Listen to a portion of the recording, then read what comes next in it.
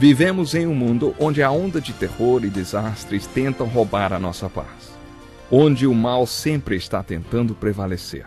Mas vemos pela palavra de Deus desde o Antigo Testamento que o cuidado de Deus para com aqueles que o temem e o buscam é muito real e permanente. Fique atento a mais um programa Encontro com a Palavra. Aqui apresentamos a palavra de Deus como resposta a todas as mais difíceis questões da vida. Agora com você, Pastor Edson Bruno.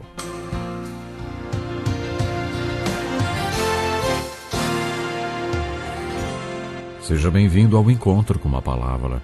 Bem-vindo à continuação do estudo do Evangelho de João, versículo por versículo.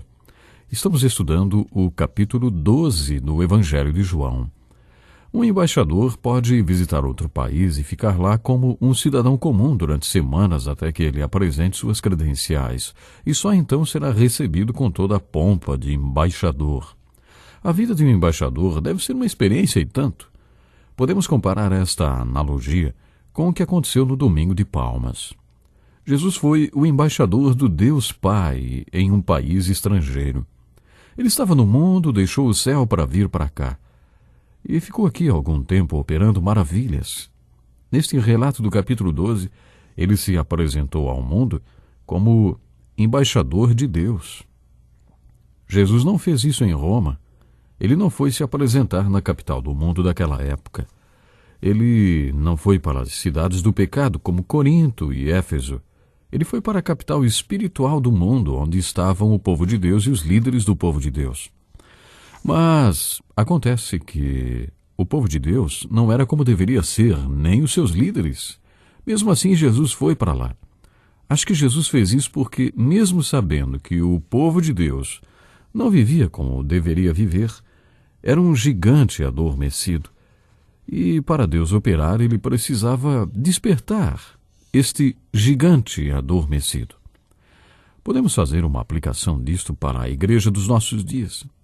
Podemos dizer que hoje, de várias maneiras, a igreja está adormecida. Ela é um gigante adormecido.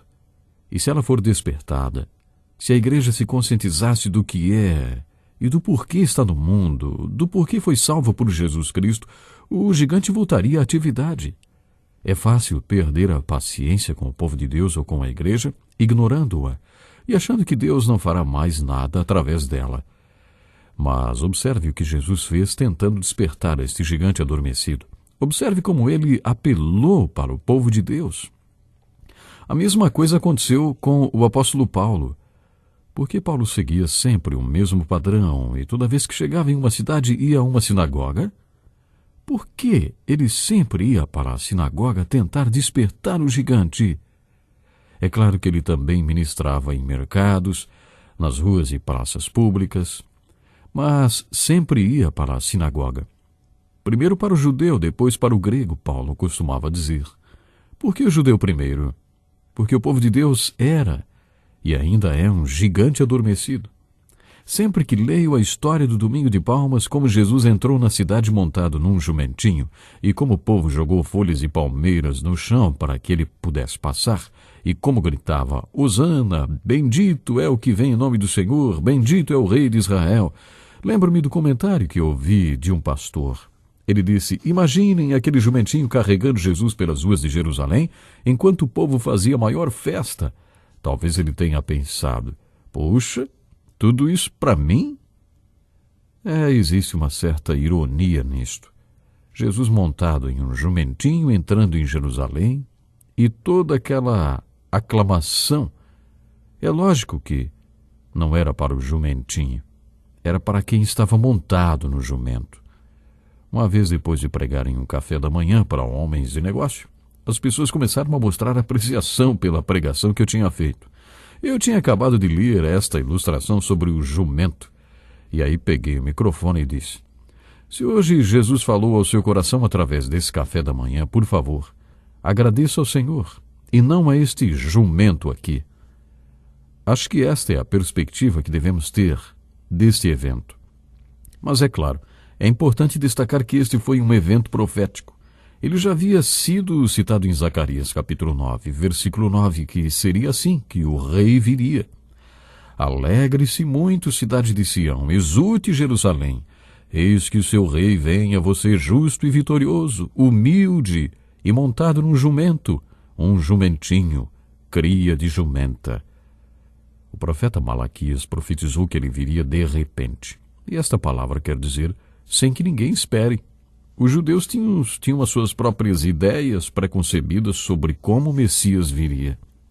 Mesmo hoje, quando converso com judeus, observo que eles ainda têm a ideia sobre a vinda do Messias, de que ele consertaria tudo que estava errado, que haveria grande paz e uma utopia, e a ideia paradisíaca do reino. Creio que os judeus daquele tempo erraram ao ignorar a existência do chamado parêntese cinza. Jesus virá em duas fases. Na sua primeira vinda, ele veio como um servo sofredor, para morrer na cruz pelos pecados do mundo. E foi exatamente isto que ele fez. Mas ele também disse que voltaria. O Velho Testamento possui várias profecias sobre as duas vindas do Messias no mesmo versículo. Quando Jesus iniciou seu ministério público, ele foi até a sinagoga e pediu o livro ou o rolo de Isaías. Foi nesta ocasião que Jesus leu o capítulo 61 de Isaías, o chamado Manifesto do Nazareno. Foi naquele momento que Jesus deu início ao seu ministério.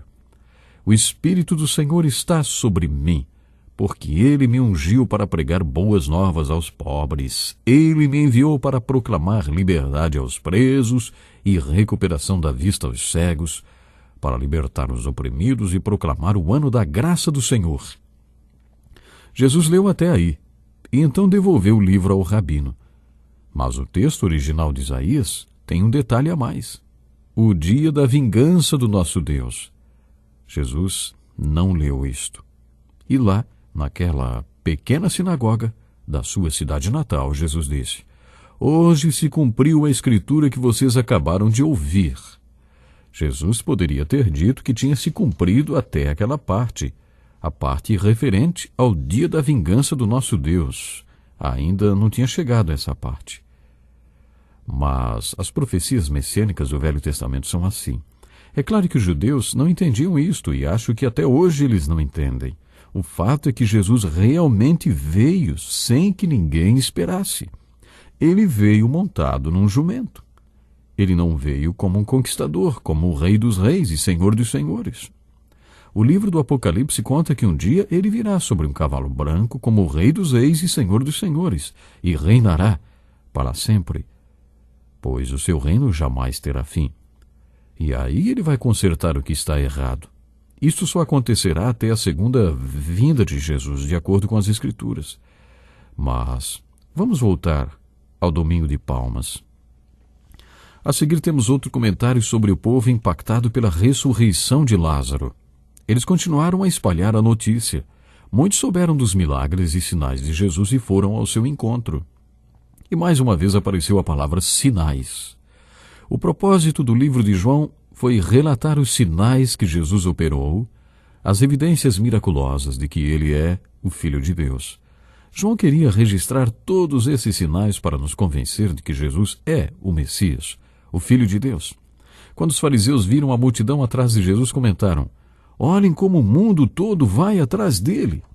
E logo a seguir lemos sobre alguns gregos no meio desta multidão que subiram para Jerusalém a fim de participar da festa e adorar. Eles procuraram Filipe de Betsaida da Galileia com um pedido: Senhor, queremos ver Jesus. Filipe foi dizê-lo a André e os dois juntos disseram a Jesus. Eu pastoreei uma igreja durante 23 anos e os líderes dela colocaram uma pequena placa do lado interno do púlpito. Assim todo pregador lia as seguintes palavras: Gostaríamos de ver Jesus. Aqueles líderes queriam que o pregador focalizasse sua pregação em Jesus e não em questões sociológicas, nem nas últimas notícias, nem em análises ou tratados psicológicos. Eles queriam ver Jesus. Só isso. Acho que o Evangelho de João é o livro da Bíblia que melhor mostra Jesus. Isto não quer dizer que, só porque estamos estudando este Evangelho, as pessoas verão a Jesus automaticamente. Elas precisam crer no que está escrito nele. Você precisa ter a sua própria visão de Jesus através do Evangelho de João. Procure vislumbrar os retratos de Jesus expostos nesta galeria de arte espiritual. É isto que as pessoas querem ver. É isto que elas querem ouvir quando pregamos o Evangelho. O apóstolo Paulo disse aos irmãos de Roma que iria visitá-los e falou: sei que quando for visitá-los, irei na plenitude da bênção de Cristo. Era isto que aqueles gregos queriam e que os líderes da minha antiga igreja tinham em mente quando colocaram aquela placa na parte interna do púlpito. Este foi um ponto importante do capítulo 12. Assim que Jesus ficou sabendo que os gregos o estavam procurando, reparem que até agora tudo envolvia apenas judeus, os líderes religiosos disseram que o mundo inteiro estava vindo atrás dele. Este era exatamente o objetivo de Deus ao enviar Jesus Cristo ao mundo, porque Deus amou o mundo inteiro, e não apenas Jerusalém. Ele amou o mundo inteiro e por isso mandou seu Filho. Primeiro, ele veio para os judeus, é claro, mas também para o grego. Os últimos 3 versículos falam do ministério público de Jesus e mostram a sua visão mundial. Nos versículos 23 e 24 do capítulo 12, lemos uma das passagens mais importantes desse evangelho. Várias vezes nesse evangelho lemos a frase: a sua hora ainda não havia chegado. Mas agora no versículo 23, preste atenção no que Jesus disse. Chegou a hora de ser glorificado o Filho do Homem. Jesus estava prestes a enfrentar a cruz. O seu ministério público de ensino, cura, pregação e chamado de discípulos estava no fim. Porque Jesus estava indo para a cruz. Estava chegando a hora. Chegou a hora. Leia o capítulo 12 e observe que estamos chegando exatamente na razão da vinda de Jesus Cristo a esse mundo. E qual era a razão da vinda de Jesus Cristo a este mundo? Exatamente o seu sacrifício na cruz do Calvário. Jesus ir para a cruz. Doar-se completamente pela humanidade. E todos aqueles que desejam uma nova vida, todos aqueles que desejam uma verdadeira liberdade em Cristo, precisam crer. Se crerem, serão perdoados. Porque o sacrifício do Senhor Jesus Cristo na cruz do Calvário foi exatamente para isso, para perdoar todos os pecados, para dar nova vida, para libertar. Aí se cumpre exatamente todo o manifesto do Senhor Jesus. Através do seu sacrifício na cruz do Calvário, temos livre acesso ao nosso Deus. Nós vamos continuar no próximo programa. Até lá, Deus lhe abençoe.